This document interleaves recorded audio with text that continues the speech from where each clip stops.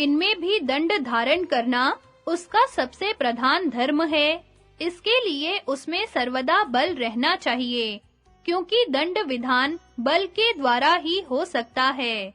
राजन, क्षत्रियों को तो इन्हीं धर्मों के द्वारा सिद्धि प्राप्त हो सकती है। हमने सुना है कि राजऋषि सुद्युमन ने दंड धारणा के द्वारा ही परम सिद्धि प्राप्त कर ली थी। इस विषय में यह प्राचीन इतिहास प्रसिद्ध है, तुम ध्यान देकर सुनो। शंख और लिखित नामक दो भाई थे। वे बड़े ही तपस्वी थे। बाहुदा नदी के तीर पर उनके अलग-अलग आश्रम थे, जो बड़े ही रमणीय और सदा फल पुष्प आदि से लदे रहते थे।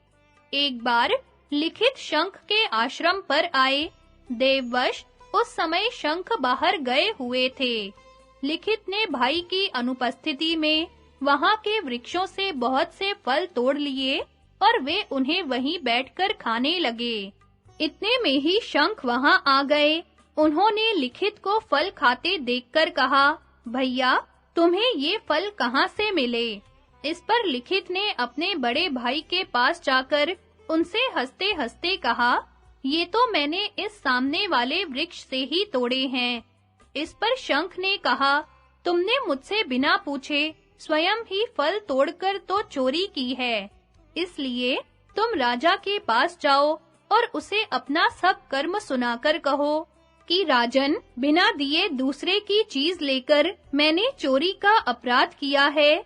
इसलिए यह सब जानकर आप अपना धर्म पालन कीजिए और तुरंत ही मुझे वह दंड दीजिए जो चोर को दिया जाता है। तब भाई की आज्ञा सिर पर धारण कर लिखित राजा सुद्युमन के पास गए और उनसे बोले, राजन, मैंने बिना आज्ञा लिए अपने बड़े भाई के फल खा लिए हैं, इसलिए आप मुझे दंड दीजिए। सुद्युमन ने कहा, विप्रवर, यदि आप दंड देने में राजा को प्रमाण मानते हैं, तो क्षमा करने का भी उसको अधिकार है। अतः मैं आपको क्षमा करता हूँ। इसके सिवा मेरे योग्य कोई और सेवा हो तो उसके लिए मुझे आज्ञा दीजिए। मैं उसे पालन करने का प्रयत्न करूँगा। परंतु राजा के बहुत प्रार्थना करने पर भी लिखित ने दंड के लिए ही आग्रह किया। उसके सिवा और किसी प्रकार की बात उन्होंने स्वीकार नहीं की। तब राजा ने चोरी का दंड देते हुए उनके दोनों हाथ कटवा दिए। इस प्रकार दंड पाकर वे शंख के पास आए और अत्यंत दीन होकर उनसे प्रार्थना की कि मुझे दंड प्राप्त हो गया है, अब आप मुझ मंदमती को क्षमा करें। शंख ने कहा, भैया, मैं तुम पर कुपित नहीं हूँ। तुम तो धर्म को जानने वाले हो। तुमसे धर्म का उल्लंघन हो गया था, उसी का तुम्हें दंड मिला है। अब तुम शीघ्र ही बाहुदा नदी के तट पर जाकर विधिवत देवता और पितरों का तर्पण करो। भविष्य में कभी अधर्म में मन मत ले जाना। शंख की बात सुनकर लिखित ने बाहुदा के पुनीत जल में स्नान किया और फिर वे ज्यों ही तर्पण करने को तैयार हुए कि उनके सामने दो हाथ प्रकट हो गए। इससे उन्हें बड़ा ही आश्चर्य हुआ और उन्होंने अपने भाई को जाकर वे हाथ दिखाए। शंख ने कहा, भाई, तुम शंका न करो, मैंने अपने तप के प्रभाव से ये हाथ उत्पन्न कर दिए हैं। इस पर लिखित ने पूछा, विप्रवर, यदि आपके तप का ऐसा प्रभाव है, तो आपने पहले ही मेरी शुद्धि क्यों नहीं कर दी? शंख बोले, यह ठीक है, परंतु तुम्हें दंड देने का अधिकार मुझे नहीं है। यह तो राजा का ही काम है। इससे राजा की भी शुद्धि हुई है और पितरों के सहित तुम भी पवित्र हो गए हो। इसी प्रकार प्रचेताओं के पुत्र दक्ष ने भी उत्तम सिद्धि प्राप्त की थी। प्रजाओं का पालन करना यही क्षत्रियों का मुख्य धर्म है। इसलिए राजन, आप शोक त्यागिए, अपने भाई अर्जुन की हितकारिणी बात पर ध्यान दीजिए। क्षत्रियों का प्रधान कर्तव्य तो दंड धारण करना ही है, मूंड मुढ़ाना उनका काम नहीं है। तात, वन में रहते समय तुम्हारे धीर वीर भाइयों ने जो मनोरथ किए थे, उन्हें अब सफल होने दो। तुम नहुष पुत्र ययाति के समान पृथ्वी का पालन करो, अपने भाइयों के साथ धर्म, अर्थ और काम का भोग करो। पीछे प्रसन्नता से वन में चले जाना। पहले अतिथियों, पितरों और देवताओं के ऋण से ओ ऋण हो लो, इसके बाद यह सब करना। अभी तो सर्वमेध और अश्वमेध यज्ञों का अनुष्ठान करो। यदि तुम अपने भाइयों के साथ बड़ी-बड़ी दक्षिणाओं वाले यज्ञ करोगे, तो तुम्हें अतुलित यश प्राप्त होगा। राजन, मैं तुमसे जो बात कहता हूँ, उस पर ध्यान दो। वैसा करने से तुम अपने धर्म से नहीं गिरोगे। देखो, जो राजा कर का छठा भाग लेकर भी राष्ट्र की रक्षा नहीं करता, वह अपनी प्रजा के चतुर्थांश पाप का भागी बनता है। यदि राजा धर्मशास्त्र का उल्लंघन करता है, तो पतित हो जाता है, और यदि उसका अनुसरण करता रहता है, तो निर्भय रहता है।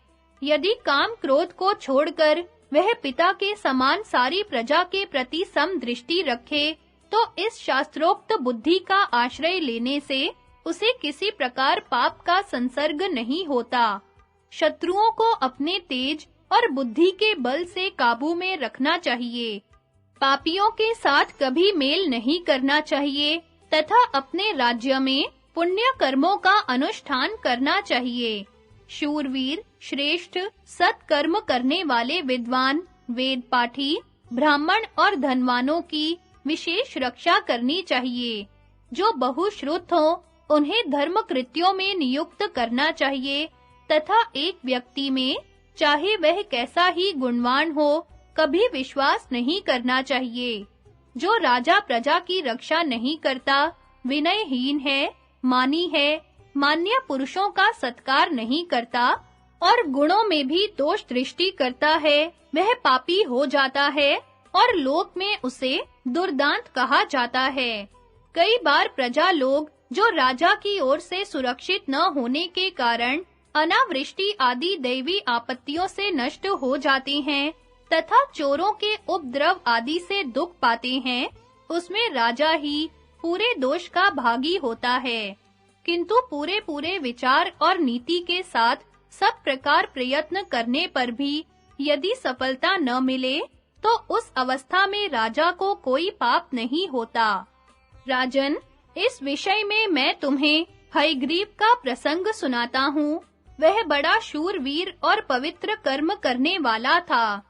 उसने संग्राम में अपने शत्रुओं को परास्त कर दिया था, परंतु पीछे निसहाय हो जाने पर शत्रुओं ने उसे हराकर मार डाला।